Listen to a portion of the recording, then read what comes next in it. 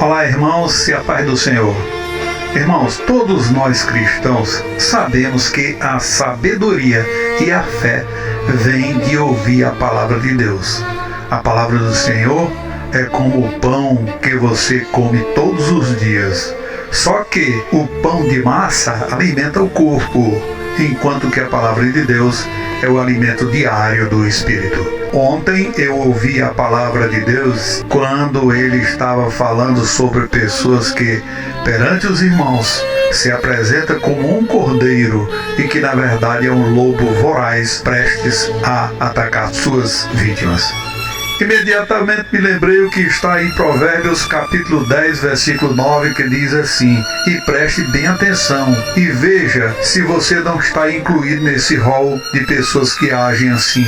Quem anda com integridade anda com segurança, mas quem segue veredas tortuosas será descoberto. Irmãos, aquele que anda em retidão, quem é sincero, justo e fiel em seus tratos com Deus e com os homens, anda com segurança. Como essa a palavra significa adequadamente, repousando silenciosamente sobre a favor de Deus e providência graciosa para a sua proteção, sendo apoiado pelo testemunho de uma boa consciência e, portanto, não se importando com quem observa ou conhece suas ações, que ele tenta aprovar junto para Deus como para os homens. Mas aquele que perverte os seus caminhos, que anda perversamente ou por caminhos tortuosos e pecaminosos, que age hipócrita e enganosamente com Deus ou com os homens, deve ser conhecido. Sua maldade será descoberta publicamente, e assim ele será exposto a toda vergonha e punição que seus pecados merecem, e que ele pensou em seu ofício e sutileza evitar. Eu estou me reportando dessa forma, de uma ou outra, Deus falou comigo assim, é porque neste dia alguém precisa ouvir isso da parte de Deus. Eu não sei quem precisa ouvir essa palavra, mas se você estiver incluído nesse tipo de pessoa, é melhor você rever seus conceitos, que seja tarde demais, porque a vinda do Senhor está às portas. E se consumar essas bênçãos, você vai ficar de fora. Não adianta você orar, distribuir bênçãos, porque isso é falso e você está se condenando ao fogo do inferno e levando com você aqueles que estão sendo abençoados por você. Eu já me dirigia com uma reflexão falando sobre o que está sendo pregado em algumas igrejas, quando eu falava sobre o que poderia acontecer com pastores e pregadores que pregam apenas a prosperidade. Tem igreja vendendo santinhos, fitinhas e até vassoura do Espírito Santo, que promete varrer todos os pecados da sua vida. Isso é muito condenável perante o Senhor. Mas o pior é fazer orações e até profecias, logicamente anunciando vitória, quando Deus não mandou, e o pior, por vantagem financeira. Isso se chama extorsão. Extorsão é um crime perante a Deus e também pelas leis do homem. Essa prática está inscrita no artigo 158 do Decreto-Lei número 2848, que é o Código Penal de dezembro de 1940, que prevê uma pena de 6 a 12 anos, isso se for condenado pelos homens. Porém, se você for condenado por Deus, você vai ficar eternamente no lago de fogo e enxofre.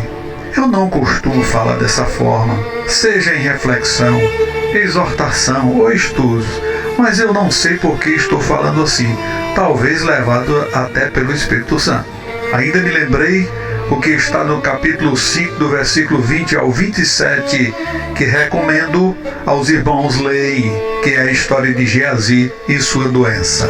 Por falar em Geazi, que era um heteu e discípulo do profeta Eliseu.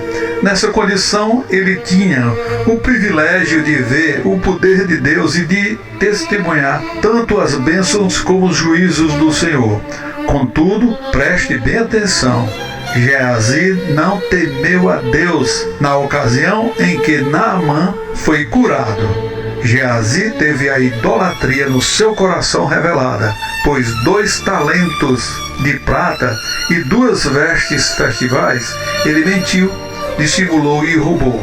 O que se revelou aqui é que Geazi não temia a Deus, porém amava mais as riquezas e por elas estava disposto a pecar. Geazi foi vítima da sua própria cobiça.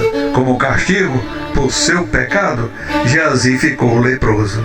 No mesmo dia em que Naamã foi curado da lepra, Geazi ficou leproso. Na verdade, segundo as palavras do profeta Eliseu, a lepra de Naamã se apegou a Geazi.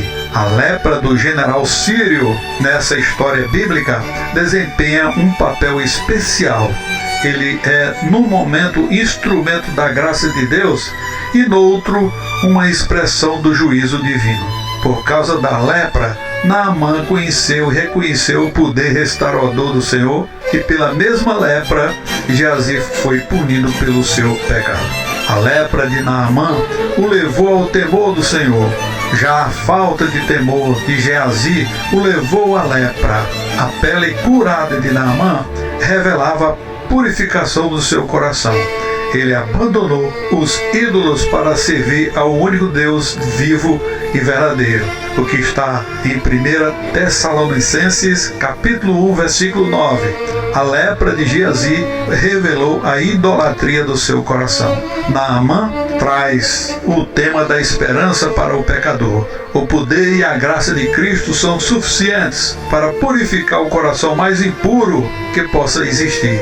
Seu amor cobre a multidão de pecados e sua graça, e sempre mais abundante que a abundância dos nossos erros. Seu perdão é maior do que qualquer crime que possamos cometer ou tenhamos cometido. Ele salva do pecado e de todo que humildemente o invoca, desde que o irmão queira. Por outro lado, Geazi traz consigo o tema do juízo. Corações impuros serão revelados pelo juízo do Senhor, pois é impossível esconder do Senhor o pecado. Ele sonda os nossos corações e, num tempo determinado por Ele, pedirá contas e exporá a impureza de corações impenitentes. Se tivesse que escolher uma frase para descrever esse episódio da vida de Geazi, eu diria: com Deus não se brinca.